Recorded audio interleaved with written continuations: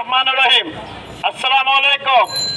একটি ঘোষণা এত দ্বারা ইসলামপুর এলাকার সম্মানিত বস্ত্র ব্যবসায়ী ভাইদের সদয় অবগতির জন্য জানানো যাচ্ছে যে প্রতি বছরের ন্যায় এবছরও 2026 সনে যে সকল ব্যবসায়ী ভাইরা পবিত্র হজ ব্রত পালন করতে ইচ্ছুক তাদের সম্মানার্থে ইসলামপুর বস্ত্র ব্যবসায়ী সমিতির পক্ষ থেকে এবারও বিদায় সম্বর্ধনা দেওয়া হবে।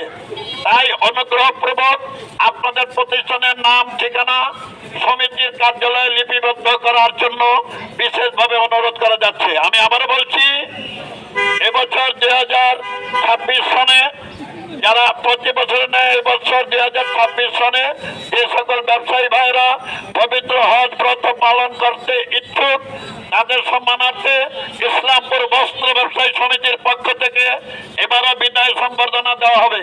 তাই অনুগ্রহপূর্বক আপনাদের প্রতিষ্ঠানের নাম ঠিকানা সমিতির কার্যালয়ে লিপিবদ্ধ করার জন্য বিশেষভাবে অনুরোধ করা যাচ্ছে।